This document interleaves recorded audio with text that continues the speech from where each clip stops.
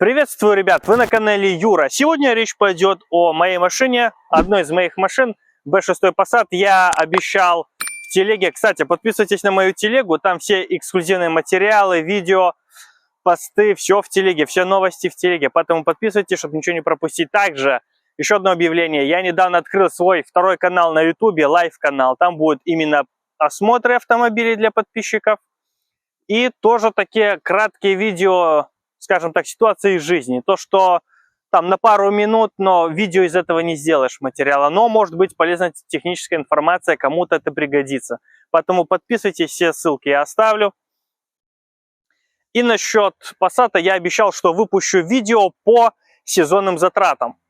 Сейчас уже 1 число мая, но, я понимаю, давно обещал, но хотел уже законченную картину сделать.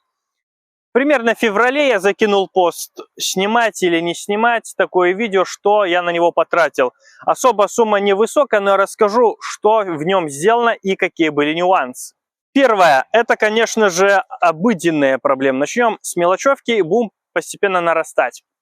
Первое, это нужно было менять щетки на передние дворники и задний дворник тоже. Почему задний дворник, сейчас объясню. Ну, передние щетки заказал, приехали, никаких проблем, все с этим просто. И понятно, задний дворник. Кстати, задний дворник я покупал там, где и новые запчасти делают на те же самые B3 Passat. Помните еще мой, он продан. Кстати, да, не в телеге, кстати, есть об этом информация. Потом подписывайтесь в телегу, как я уже сказал. B3 продан уже почти месяц назад. Все, последнее видео. Пока. Но не об этом суть. На него, помните, я рассказывал, что регулятор печки новый, там стрекоза новая, все это продается, уже новое есть. Также и новый дворник вот на B6, ну, на весь ВАК, и не только ВАК. Новый дворник стоил 35 рублей. Почему менял свой? Потому что у него, у родного дворника, втулка алюминиевая. Она окисляется, стирается, и получается, как мы видим, часто стоят автомобили, и дворник уехал вниз. Постоянно не стоит ровно по своей траектории, а падает вниз. Здесь уже медная втулка внутри стоит, уже зубцы так не стираются, и дворник стоит четко, ровно, нормально. Поэтому купил новый, установил. И опять же, сама щетка не такая изношенная, как вот моя старая. Поэтому заменил дворник. 35 рублей. В принципе, щетка столько стоит, поэтому купил весь дворник целиком, новый в сборе. Затем, ну, как обычно, на большинстве автомобилей тоже один плафон горит. Из двух купил, плафон новый поставил на подсветку номера. Также уже начала падать крышка багажника. То есть поднимаешь, она уже сама опускается вниз, и ее держишь руками. Заказал амортизаторы на крышку багажника от B7 Passat. 27 рублей они стоили, ничего сложного. Старые снял, новые поставил. Ну вот, и, как я говорил, дворник стоит ровно, плафон тоже новый заменен, все хорошо.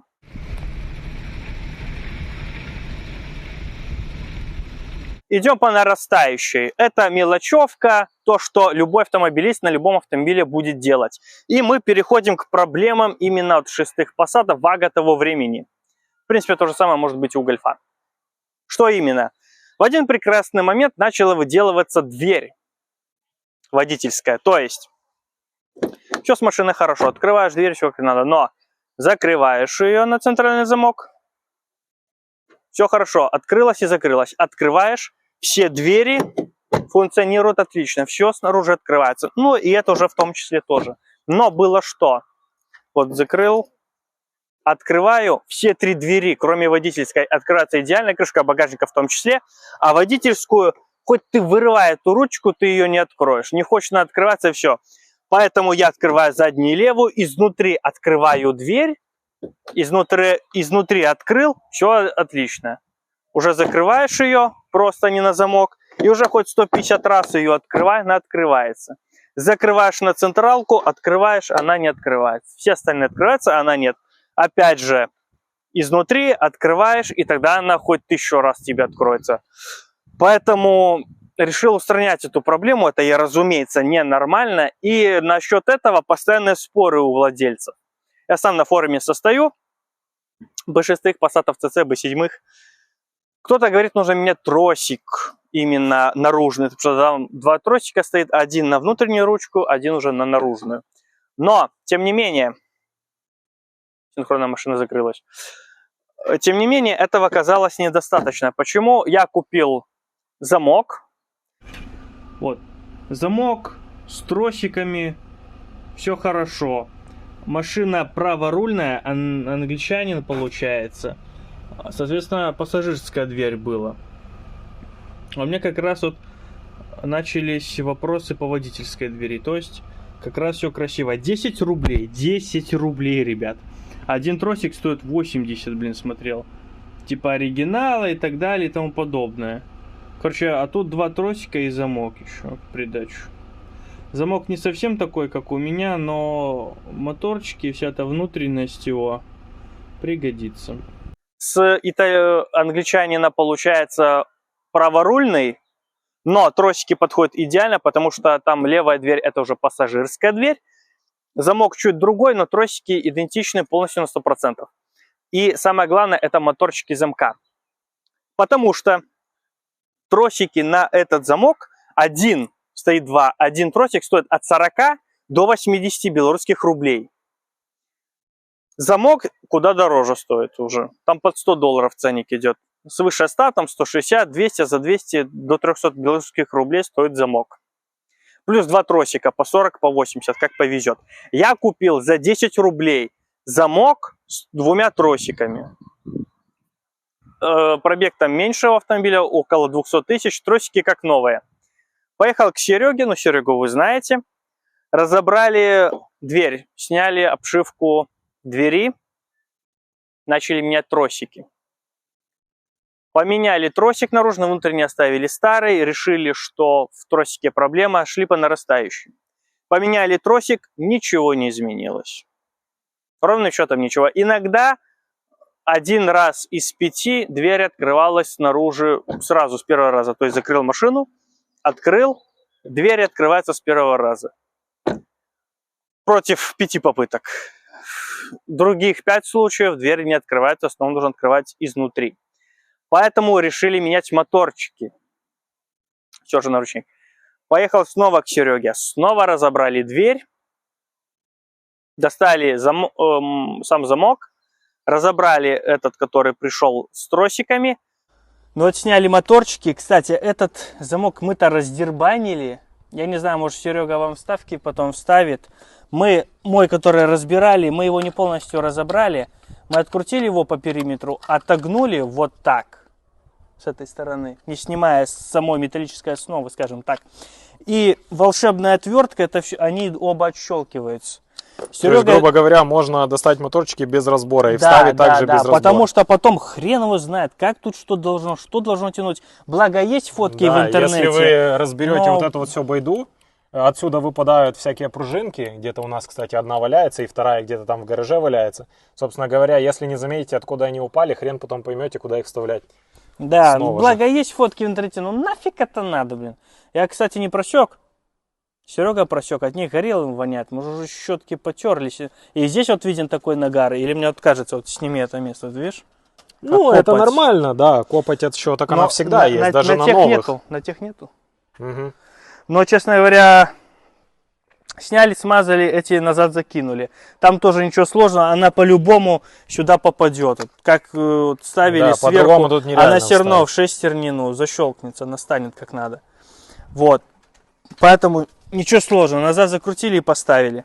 Короче говоря, меньше читайте драйв, больше думайте головой. И если можно, не разбирая полностью, все это поменять, то лучше менять так. Да, потому что потом хрен узнает, как это все назад собрать. Так, ну что, клеммы накинул? Ну, если капот закрыл, то, конечно, блин. Молодец. Так, это, может, я зарано ее поставил, ну ладно, пофиг. Так, давай сначала проверим, ключи у меня. Фу, я прям волнуюсь, блин. Не ссы, Машка. Так, свеклоподъемники работают. Ты проверь там лючок бензобака, всю эту байду, чтобы мы правильно штекеры подключили. Валюк бензобака щелкнул. Да, все работает. Задний правый. Не, ну если один работает, то и остальные работают. Ну, я уже, знаешь, у меня уже... Так, я опущу на всякий случай до конца, если вдруг он что-то с ним, то я хоть рукой залезу. Угу.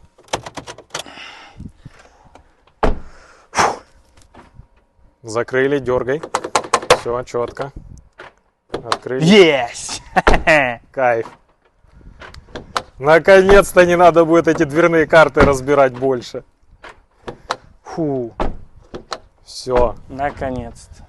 Вот и решение проблемы. Тросик заменили, моторчики заменили, хотя, наверное, тросик и не стоило можно бы менять. было не менять, потому что... Но у тебя тросик все равно был подрастянутый, этот намного Да, лучше. этот лучше, этот более ручку. То есть изначально, когда мы грешили на тросик, ручка открывалась, как это, далеко слишком, да? Ну да, она такое разболтанная была, разболтанная. Все равно стала более упругая, и она открывалась через раз, то открывалась, то глючила. Я надеялся, что потеплеет и, ну, будет нормально. Это зимой, мол, хуже. Мол, зиму перетерплю, а потом когда-нибудь может что-нибудь Само исправить. летом смажется. Само летом смажется, да. Но нифига такое не прокатило, пришлось менять моторчики. Спасибо ребятам, которые подсказывали и мне эту подсказку дали. И, кстати, ребят, если что, пишите либо Сереге в личку, либо мне в личку. Напишем, на каком сайте покупали замок в сборе. Потому что купил я, на секунду, за 10 рублей замок с 2 тросиками. От праворульки, конечно, но нам нужны были внутренности. Тросики подходят идентичные полностью, они подходят. И моторчики тоже, это все внутренности его. Да, но один момент. Мы подскажем, где покупать, но мы не поможем разобрать. Чинить не будем уже, нафиг надо. Дважды уже разбирали. И в итоге, получается, я купил замок с 2 тросиками. С нормальным, получается, износом. Тросики как новые. За 10 рублей белорусских, это сколько? 3 доллара там или около этого. Понты, короче. Сейчас один тросик, один лишь тросик люди меняют, потому что у многих, у кого пробеги 400-500, уже тросики растянуты, резина этот кожух тоже треснут от мороза, еще что-нибудь там от наледи. И люди меняют, реально людям помогает, потому что именно в тросике проблема. Но тросики стоят по 60, по 70, по 80 рублей китайские. Здесь, получается, оригинальные, за 10 рублей за комплект. А замок я вообще молчу. Да. Там 70-80 долларов меньше не подходи. И то-то будет тоже Китай, Тайвань. А здесь оригинально, вот моторчики поменяли, тросики поменяли. И ручка так вот упругая стала. То же самое, как задняя левая, так и передняя левая стала. Уже упругая, как на всех остальных дверях. Ну все. Так что, четко. Слава тебе, Господи, все нормально. Танцуй. Уже сил нет танцевать. И все, к счастью, уже работает. Поэтому 10 рублей против таких, ну, конечно, геморрой, надо разбирать, собирать, но, тем не менее, это гораздо дешевле, чем менять замок в сборе с тросиками. Ну, теперь все хорошо. С машиной все работает, все функционирует. Также с Нового года, в январе примерно, я начал замечать такой нюанс, то, что у автомобиля появился в салоне запах дизеля. Так, ну, легкий, ну, я уже заметил, потому что нетипичный запах. Сразу думаю, что, в чем причина может быть. Так, на первый взгляд, все хорошо.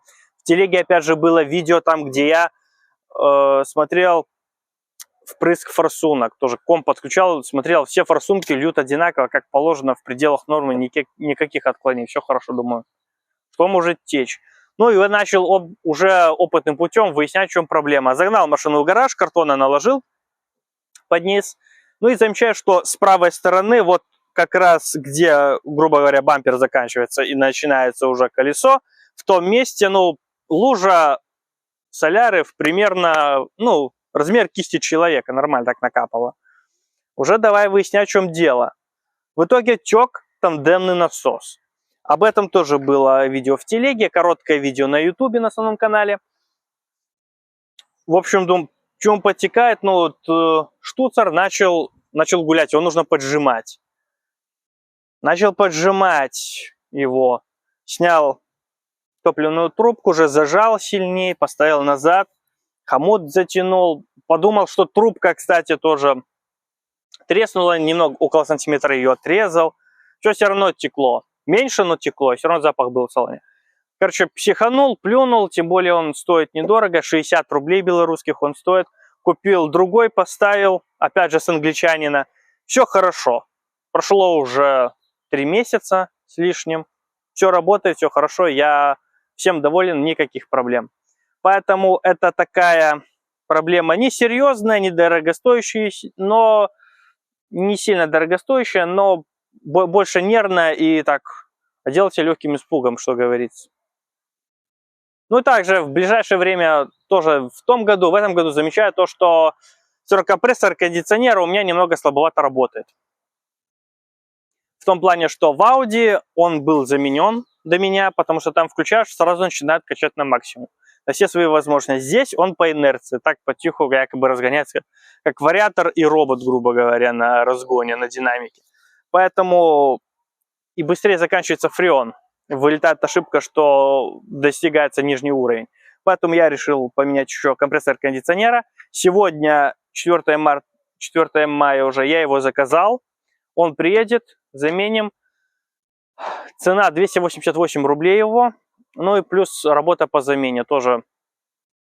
Кстати, менять будет тот же человек, который менял шестигранник на Passat, на Audi. Здесь прокладку под ГБЦ, все прокладки, тогда вот тот ремонт он делал. Очень хороший мастер, а самое главное, очень хороший, порядочный человек, поэтому только к нему поедем. А так никаких проблем, никаких претензий. Passat молодец, красавец и не подводит.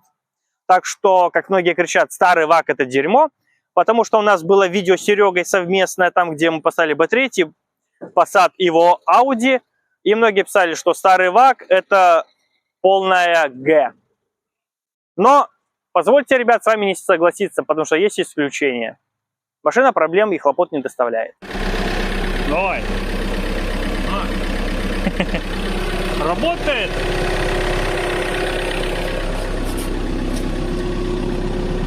И тут ничего мокрого нету. Не течет, все ништяк. Ну что, катаюсь уже несколько дней. Все сухо. Ничего не течет, все отлично. Так что тандемный насос заменен и геморрой ушел. 60 белорусских рублей, меньше 20 долларов. Заменил тандемный насос. Со старая падла текла он. Вот видно, весь в соляре, весь жирный. Ну и, конечно же, будут кричать: и жуки покажи. Ну вот, смотрите. Вот одна арка пошла.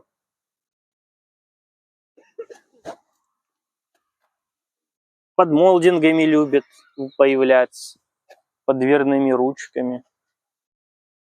Как видите, ничего. Дальше идем. Второй молдинг задней двери. Дверная ручка.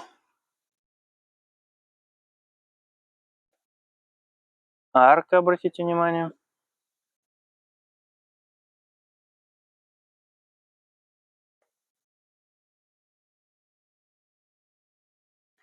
Насчет крышки багажника. Здесь все чисто, как сами видите.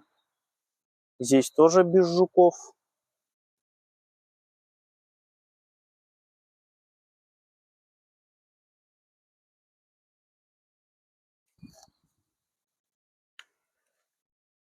Задняя правая арка. Дверная ручка. Жуков нет. В планах еще обработать, отпесочить днище, потому что я песочил в 2021 году последний раз. Уже прошло 3 года, надо посмотреть, снова отпесочить и обработать днище. Точно так же, как я делал на своей Audi A4. Поэтому зайдите на канал, посмотрите.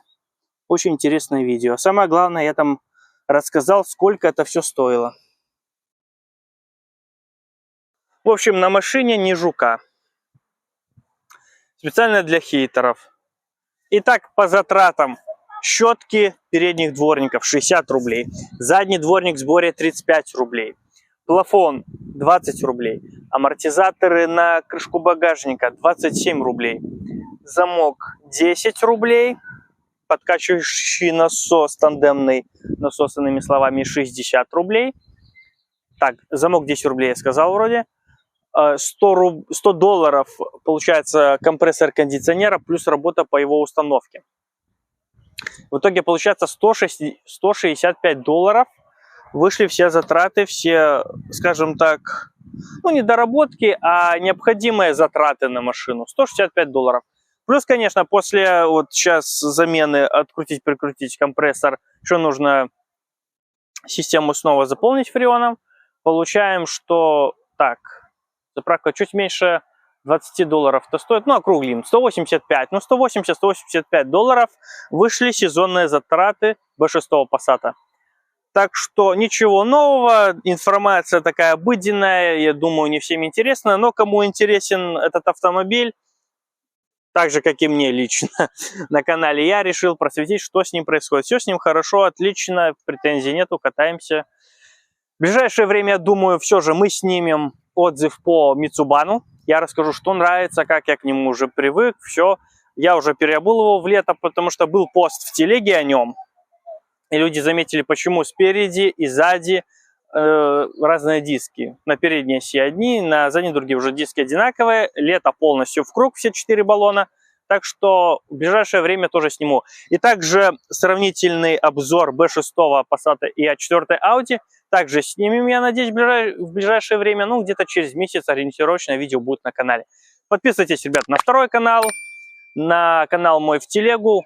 Счастливо, увидимся. А так ничего нового с машинкой, очередная мойка, все хорошо, катаемся, наслаждаемся. Пасик молодец.